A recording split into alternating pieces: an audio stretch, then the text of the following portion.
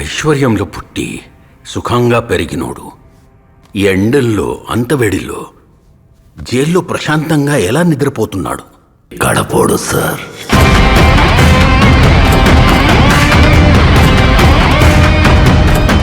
గడపోళ్ళకి ఈ ఎండలు కష్టాలు కొత్తేం కాదు.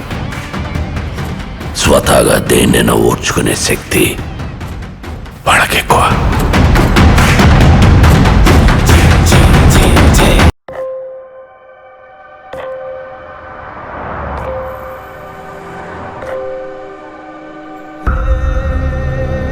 ఏమన్నా ఇంత రాత్రి అయింది, నిద్రపోకుండా ఈడేం చేస్తున్నావునా? మా వైఎస్ఆర్ కొడుకు వస్తున్నాడంట, ఆయన కోసం ఎదురు చూస్తున్నా అన్నా. కాదన్నా, మీ వైఎస్ఆర్ కొడుకు వచ్చి నీ ముందు నిల్చున్నా నీకు కనపడదు కదనా?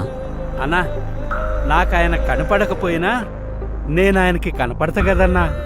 నాలాంటోళ్ళు ఆయన వెనకాలన్నామని తెలియడానికే నేను ఇక్కడ ఉన్నానన్నా.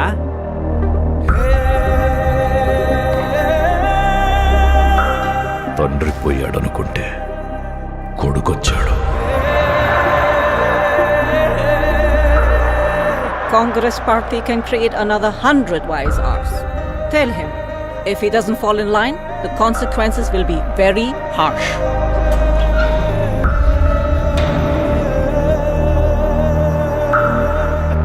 ఉన్నదంతా పోయినా పర్వాలేదు అని తెగించిన జగన్ లాంటోడితో యుద్ధం చేయడం మనకే నష్టం madam.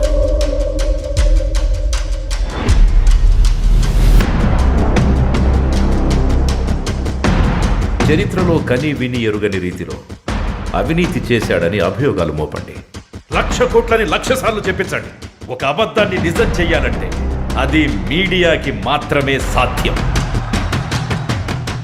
If we can't defeat him, we can destroy him.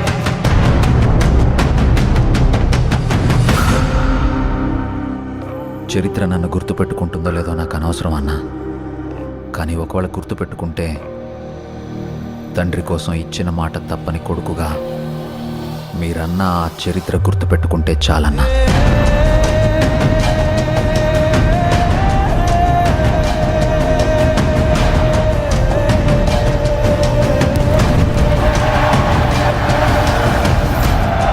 నాకు భయపడడం రాదయ్యా.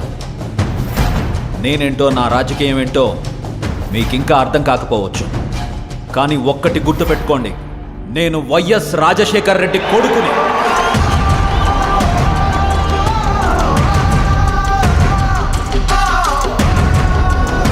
నా రాజకీయ ప్రత్యర్థినైనా శత్రువునైనా ఓడించాలనుకుంటానే కానీ మీ నాయకుడిలాగా వాళ్ళ నాశనం కోరుకోనయ్యా.